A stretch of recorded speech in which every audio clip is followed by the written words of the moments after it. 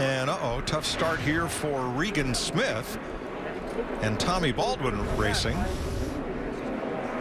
Coming right out of the pits up the hill.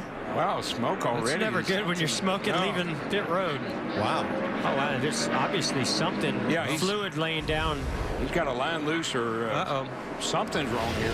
So if you think road racing is just a Sunday drive, just ask Mark Mart. Hello.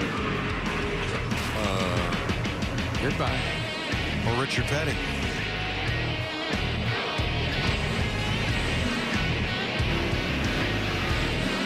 Or any number of individuals who have climbed the tire wall and gone, oh my goodness. That's a ride. Those tires were mean. Watch this. This is incredible. Ow! Those tires compress and then they give all that force back and up and over you go. I think that was Dale Jr. into Matt Kenseth. Yeah.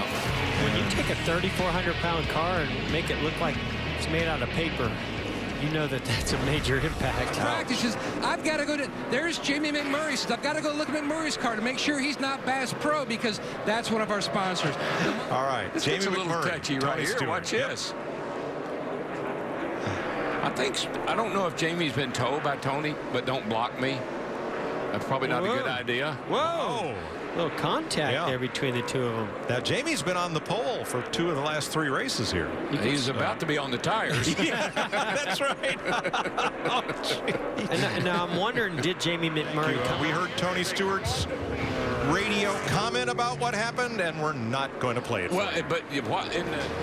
See, you can get in here. Oh, that was early. Early apex. Yeah. And then what happens is once you correct, there's no room for errors. We've talked about during this session, and maybe even a little bit of rubber built up on that outer groove there. And when he got outside the groove, it just took him right off into the dirt. But he did a good job of recovering here. You know what he did?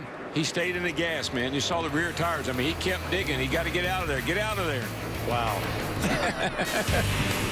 I'll tell you, the longer I'm here, the more I'm just amazed. There was a jackrabbit crossing the track. Not anymore. Some of it is on the left front of Kyle Busch's car, who saw the jackrabbit and tried to avoid it. You see the smear there. And that's another piece of video we're not going to show you. Doesn't look like any damage done to the car. No, you know what the crew chief's saying? You did what? But there's one less jackrabbit in Sonoma. Didn't see any horns. Might have been a jackalope. You ever get one of those postcards from Wyoming? No, never mind. Here's what Kyle said. That sucks. R.I.P. Got a lot of cleaning up to do, I'm sure, on the front of this thing and probably underneath it. Oh, yeah. Cut a tire and hard into that wall on the right side. Yeah, that will force that team to a backup, and we've certainly well documented all the trials and tribulations that ThorSport has had over the last couple weeks, and that's going to take another one of their trucks out of the inventory and have to go to a backup. Qualifying rained out. We're finally ready to drop the green. The trucks rolling toward the start-finish line. It's Ben Rhodes on the outside. Johnny Sauter right with him.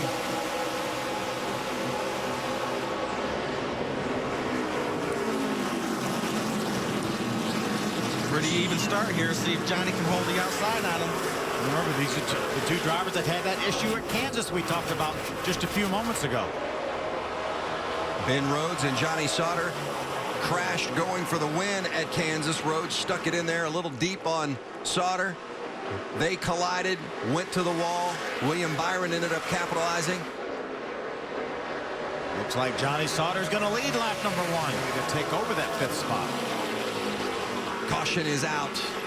Incident 63 blew up on down the on the front bottom. stretch. The 63 slowing down, and well, it's never a good sign when the smoke's billowing out the back. Laps. So these crew chiefs know that they can go on fuel that entire distance till the caution clock would run out again. And so I think that's what most of these crew chiefs are going to do is now keep swings inside of Cameron Haley. Contact, big contact between Jones and Haley, both with significant damage. We saw the exact same thing happen last year with John Hunter Nemechek and Matt Crafton. They were battling for the 6th spot right here. Look at all the damage to Cameron Haley's truck as well as the 51 of Eric Jones. Now watch what happens here. Just lost it. Just got loose, getting in the corner. Eric got up off the bottom, got right up against the 13, and it just sucked him around. It's just, you know, this racetrack has a lot of aerodynamics. It's a fast track, and you enter that corner like that, you know, and Eric probably got a little loose getting in and had to work it up. That's exactly what happened. He just got a little loose getting in there, got right up into Cameron. And you need some more room. When that happens, you have to have some extra room to catch the truck, and unfortunately, Cameron was there. On board with Eric Jones. Outside 13. You could hear the rear wheel squeal just a little bit when that truck initially got loose. And you're so fast, probably in excess of 150 miles an hour getting in turn 3. Sorry, guys. Still in there. That's from Cole Custer's on board. Check up. Come on the bottom. 1 lane down. 1 lane. 1 lane. There you go. Boy, Cole did a nice job there. He realized that Shane Lee was the 07 was inside him, so he couldn't just turn hard left to miss him. Went from the front row back to 4th. Maybe go fall into 5th. Daniel Hemrick spins and some contact. Trying to get past his teammate Tyler Reddick. Boy, it looks like minimal contact. Really, really fortunate. The battle for 5th between a couple of teammates. You see that all the time getting into turn 3. And here comes Hemrick trying to get inside for position of Reddick. We've seen it before tonight. Got a little loose on the inside and then the contact. Yeah, it was classic. You know, Daniel tried to drive it down in there and the back of the truck bounced and it moved him up the track. The view from a little further back. And that's Eric Jones on board.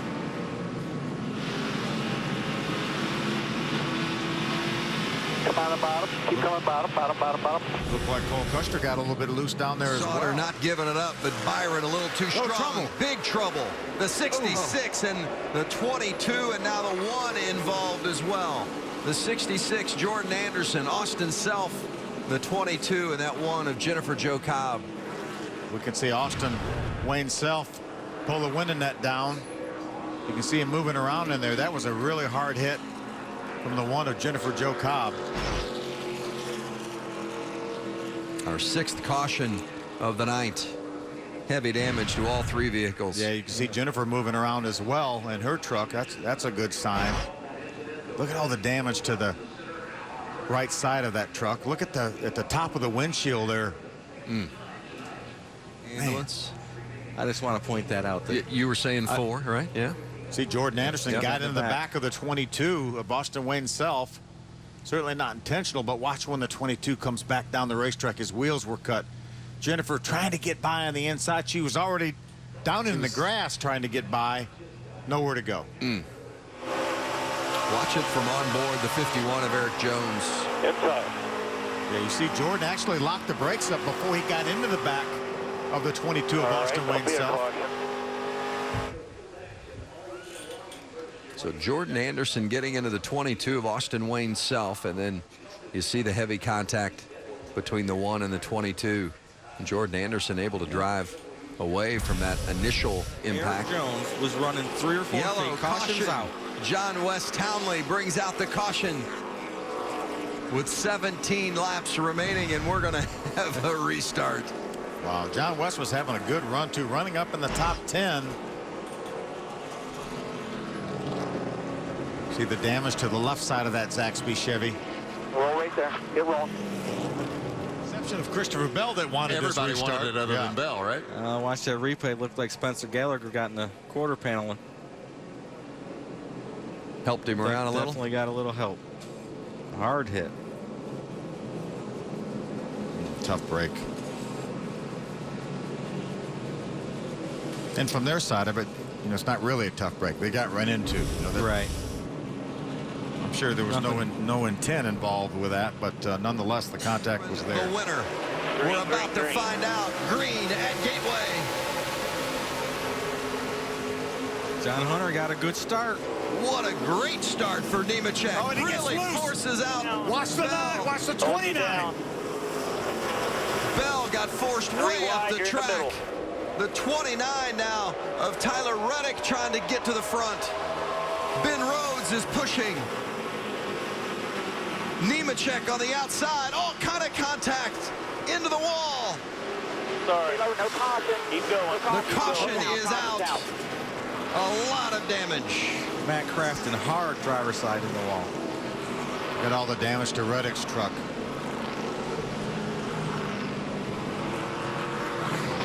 That's exactly what I was afraid of, Phil. That aerodynamics. I mean, John Hunter got the jump on him, but Christopher went down in there and got right on his quarter in the panel. 41. Thanks to the boost from Ben Rhodes. Yes. I'm not sure he wanted that boost right about then. Then a bunch of contact. Some were able to avoid and some were not. I think maybe the 41 got the 29 into the corner a little bit harder than he could hold it. That's exactly what happened, Phil. He gave him a shot right as he got to the entry. Oh, Matt Crafton. That was a big hit.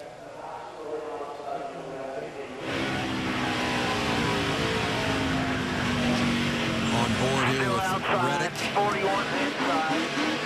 Hang on to it. Lock it down. Lock it down. Couple hard hits there for Reddick. On board the 8 of Nemechek. Go on underneath. There's 2 of them underneath here. 1. Oh, he runs you up. Boom. Hit the fence. Sorry. Keep going. Keep going. Hard hits for those guys. Man. Approaching the restart zone with Bell on the inside, Rhodes on the outside, and they are fired off, and the green is waving. 7 laps remaining at Gateway. Christopher Bell strong on the bottom. Can he make it stick? Can he get up in front of Rhodes? He does. And Caution the again. yellow is out. Out again. Turn 1. John West Townley and Spencer Gallagher together. Remember, these guys got together before when John West got turned around into the outside wall. Yeah, I'm going to say this time it's not coincidence. We've been told that Matt Crafton has been released from the infield care center. Declined the opportunity to speak with our reporter as John West Townley and Spencer Gallagher exchanging words. And oh, they're going at it. This is going to be good here. Oh, the trucks aren't coming. John West Townley and Spencer Gallagher down there in turn 1. And there's points for a takedown. And the fans are loving it. Townley and Gallagher. John West Townley landed a couple of good blows there.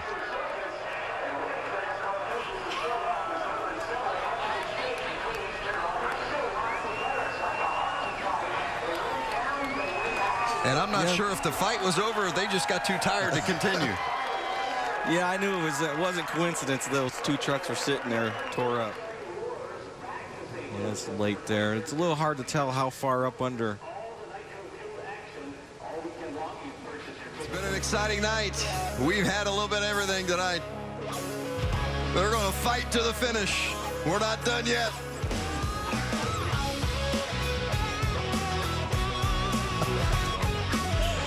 Gonna fight to the finish. At Gateway, Rhodes closing the gap into turn 1. He's got one more corner to do something. Perfect lap here, bud. Ben Rhodes is there. Bell trying to hold off Ben Rhodes as they go into 3. Rhodes down to the bottom. Christopher Bell off turn 4. Rhodes isn't going to be able to make a move. To the checkered flag is Christopher Bell. His first win of the season. Victory at Gateway. Oh, yeah, guys. Thank you guys so much for believing in me, man. I got the best team in the pit. I'm so damn proud of you right now. Thank you, Jack. Thank you, Kyle. It was a thriller at Gateway tonight. Christopher Bell ends up in victory lane. He's the winner, and he'll be there with Hermie Sadler. Hermie? Here he is. Christopher Bell climbs out of the KBM Toyota, victorious at Gateway's second career victory.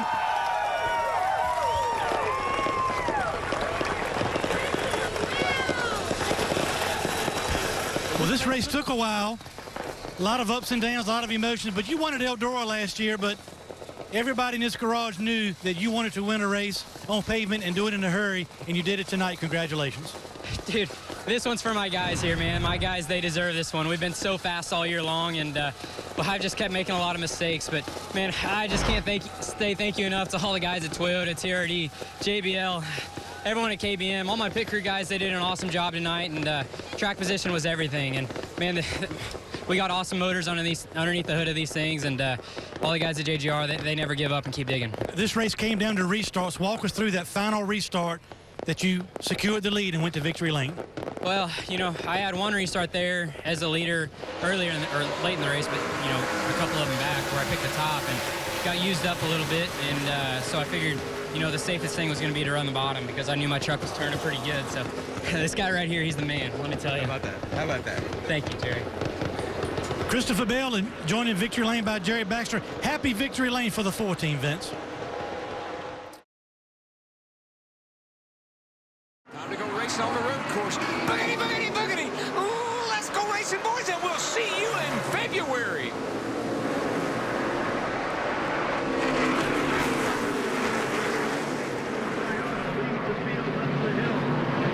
Boy, Allmendinger comes right back. I thought Edwards caught him napping at the start, but AJ's right there. Well, AJ's known to be super aggressive. He didn't get a very good start at all. Carl really got a good launch. I expected AJ to be leading by turn 3. Maybe it's going to be turn 7. Into turn 4, and look at this line up and over the berm. Don't hit that wall and get going for turn 7. Look at Carl Edwards put on the big block to AJ Allmendinger. He got a good run off of turn 4. Jeff, I think Carl knows if I can hold JJ off a little bit here, maybe a lap, I can get away from him. I agree, and I think that's why AJ Allmendinger, as we swing through these S's, the flowing S's off of turn 8, downhill, fast right-hander or left-hander in turn 9 into turn 10. This is it right here. This is a big move right here for AJ to get a run on Carl. He wants to get that lead early. He's just not going to be able to do it. He's not up alongside of Carl. Carl's going to hold him off here. First gear. All the way to first. Accelerate hard out of that corner. Edwards leads the first lap. Clint Boyer is a former winner here, and he's only been outside the top 10 twice here in 10 starts, but he's brought out the first caution of the day as we see a couple drivers going to pit road. Here's what happened as he rolled to a stop near turn 8, trying to get the car refired. Oh boy. That has all the looks of electrical fire. Yeah, something electrical in the car caught on fire. And I mean, that smoke like that, electrical fire like that, will choke you to death. He was running 18th. Obviously, he's had a frustrating year, and this was one that I think he thought he might be able to break out of that frustration, but obviously not. Yeah. Jamie?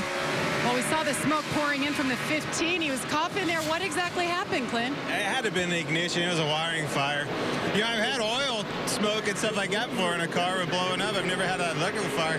Damn, it choked me out. I couldn't breathe. I bailed out. The damn thing starts rolling, so I had to reach in and put it in gear. It's a great start to the day. Sorry to see it here, because Clint Boyer, you can always count on this guy to finish in the top 10 at Sonoma, but not today. Keselowski Newman. Stewart. Did we just say 3 wide at Sonoma? How about that? Whoa, get that! Oh, my gosh. You can go wide, you can't go that wide. What Tony has to be careful of here is if he should try to block Martin and wide. Wow, that's Earnhardt. He got the inside wall. He hit it. They got 3 wide. I think it was the 4, the 22, and the 88. The 88 came out the loser in that one. Boy, he did. He got quite a bit of damage off some smoke off that left front tire. That's not good. Review. But here's a look at the contact. Look, watch the red car. Sorry, it was the 22, the 19, the 88. I thought the 4 was in there. Oh, that's heavy damage to the left front of the 88. Really was. And the white flag waves. 1 to go. Sponsored by Credit One Bank. Well, this is the closest Hamlin's been in a few laps. I tell you, I think Hamlin's he's going to pounce. If he's got anything, Tony better not do what he did in the 7 this time, or he's in trouble. Try to dive you down here. They're working him. Not close enough. Nope. Tony's right where he needs to be, man. Let's see if he can make a gain. It's all about getting off of this corner. He gets in there good. Oh, he missed it a little bit. Clear by 2, clear by 2. Be ready for the dive. Uh-oh. Oh, he's wheel hopping. He's going to hit him. Hamlin is there. He hit him. Hey, got him. Oh, no. It's not over. Get him back. Denny got in there and wheel hopped. I don't think he meant for that to happen, but then he made contact with Tony. I think Tony was also pretty loose getting in there. Well, that was what happened to Tony lap before, you know, when he got loose into 7, and that allowed Hamlin to close up. Hey, this thing's not over, guys. Watch what happens into turn 11 in this heavy braking zone. 2 more corners. Hamlin trying to pull Tony's away. Close enough. I think Tony used up his stuff. I mean, we knew he was having, you know, issues Here we go. with the car. Stewart inside. He is there. He gets Hamlin. They hit. And Stewart comes off turn 11. Look at that. He's coming to the flag. How did that Tony Stewart How did that happen? Are you kidding me? Oh, my goodness. Hey, man. How does that feel, buddy? Still a champion, buddy. Yeah, I'll take that. That's funny. We started our season in Daytona with an unbelievable side-by-side finish. Denny Hamlin stealing the lead from Matt Kenseth and beating Martin Truex by fractions of a second. And we finished. I'm really proud of everybody on this deal. We Just finished keep going, guys. with a spectacular finish. Wow. He just made the chase. 2 drivers who both refused to lose on the last lap with the runner-up. And Denny Hamlin, one of the strongest cars all day. And Denny, after the checkered flag, I heard you on the radio. You apologized to the team. You said, I shouldn't have given him that opportunity. What happened on that last lap? Looking in the rear view more than looking out front. And but I still, you know, I got in there. I didn't wheel hop or anything. I just slid up just a little bit in the middle and allowed him to really get a good run on me. And once he had inside position, we weren't going to drag race at that point. I knew he was going to, you know, put me in the wall, but it was, you know, he's doing what he has to do, and we were trying to do what we had to do in turn 7. So, you know, all's fair in love and war. Denny Hamlin comes home second. Tony Stewart, even at this stage in his swan song season, and down there in victory lane, Matt Yoakum is with him for the celebration. Mike, when you look at this, the drivers through the years, so many times, Chris, that we see legendary drivers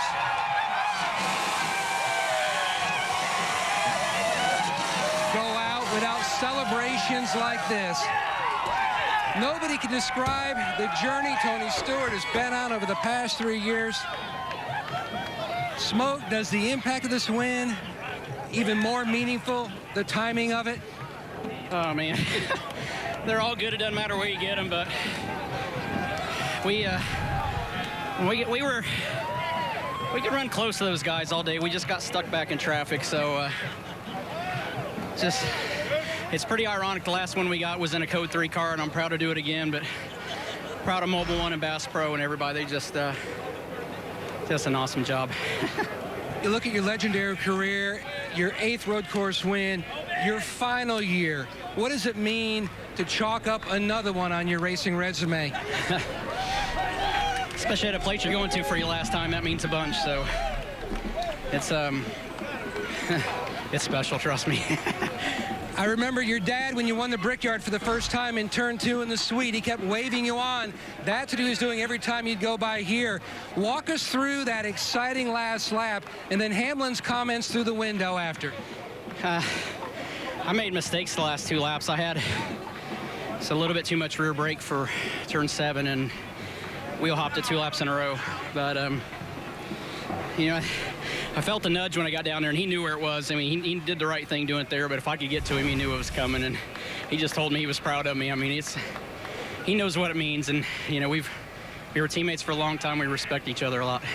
His 49th career win, and Chris, when you look at the popularity of Martin Truex Jr.'s win at Charlotte, I think this trumps this from the reaction from the fans and the folks in the sport. At age 45, the sweat pouring out of a worn out but not finished yet Tony Stewart. And on the pre-race show, Darrell Waltrip called him cantankerous, and he fired right back. Congratulations to the Coca-Cola Racing family member Tony Stewart for his historic win. And on the pre-race show, we asked him as well as the owner-driver, what would the owner tell the driver, Tony Stewart? He said the owner would shut up and let the driver speak, and he spoke today. Tony, number one here as he gets to victory lane.